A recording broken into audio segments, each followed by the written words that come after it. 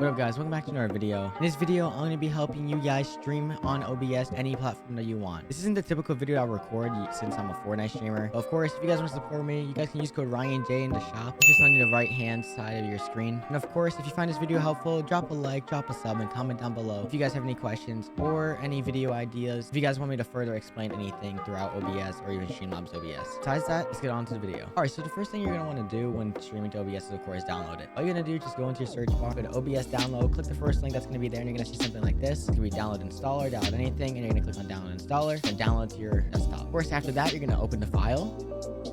Click yes. You're going to click next and go through the stuff. For me, I already have OBS downloaded, so it's going to say that. But for you, we're going to keep saying next, and then the location you guys want to download it, and of course finish, and then get into the actual app. Let's just cut over into the actual app. Alright, so now that we're in OBS, you're going to see a screen like this. It's going to say desktop audio mic/aux. Currently, it's picking up mic/aux because I'm using a GoXLR and a double routing system, so I can go to two PCs to stream. But for you guys, it's going to be on a single PC. You most likely won't see this, but if you do, that's even better. So the first thing that you're going to do is find a display capture. Or if you have a capture card like an Elgato 4K60 Pro, which is the one I have, you're going to be wanting a video capture. The first thing you're going to do, you guys are going to want to go to sources. You're going to scroll up to your display or game capture. Either one is fine. The only difference is that game capture will only capture a certain window. Like say you're playing Fortnite, it's only going to show Fortnite. So if you guys want to stream like Discord or YouTube or something like that, it won't work. That's why I usually go with display capture. It's a little bit better. So in this cause, we're going to be going for display capture. You're going to click on display capture, rename it. You could do main game, something like that. Then it's going to be capture method, automatic, and click OK. Then you want to go to display, select the display to capture. Sometimes it does this automatically, sometimes it doesn't. So you're going to want to click it and choose your monitor. It's going to say primary monitor. You're going to click it and now it's capturing. Don't worry, it's going to show this a little bit if you have a single monitor setup because it's just capturing what's happening. If I were to open up like Discord for say and bring it over to the side,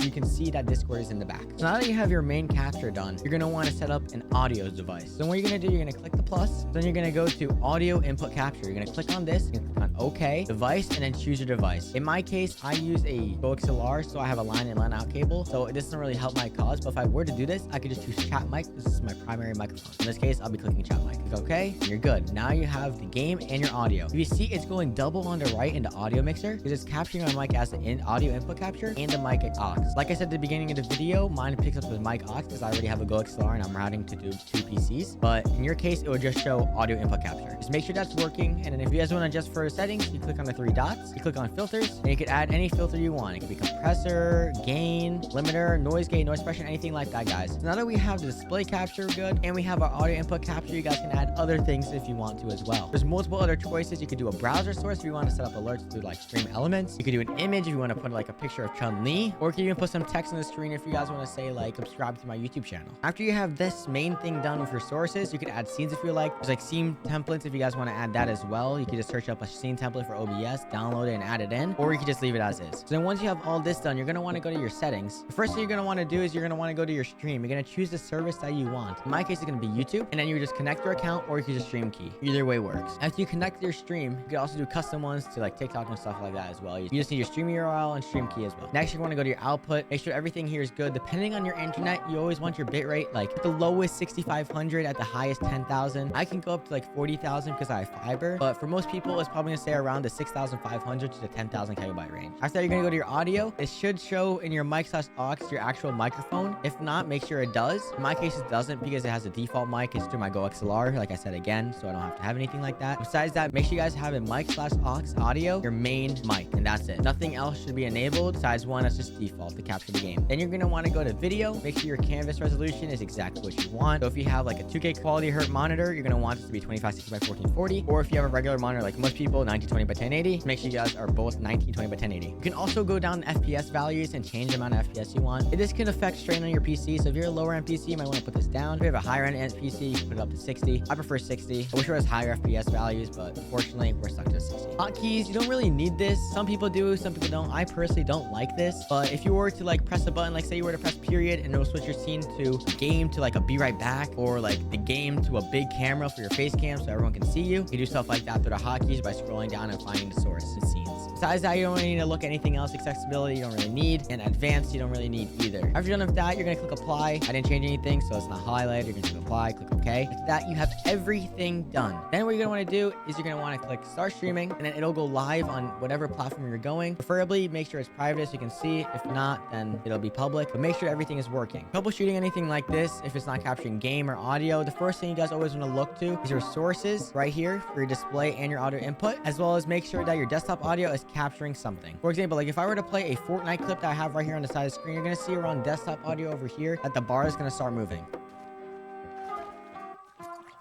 Perfect. That shows that it's currently picking up audio. And if it doesn't show that, that means you have something wrong. If you're not seeing that bar move to the green, yellow, or red, you're going to want to have to check your output sounds. The easiest way to do this is by clicking the sound thing at the bottom right and making sure that you have the correct one selected. In my case, it's system. After you did all that, if your troubleshooting went good, everything goes good, and your stream is up, you're perfectly good to keep streaming every single day. If you found this video helpful, let me know in the comments, guys. Comment like, thank you so much, or something like that. But of course, if you guys have any problems, comment down below. I'm happy to help. I can make more videos as well, or requesting like a Streamlabs OBS tutorial, so it could be easier with alerts and overlays, everything like that. I'll gladly make one as well. But if anything, thank you guys for watching this video. It really means a lot, and I'm happy to help in anything in the future. Besides that, peace out.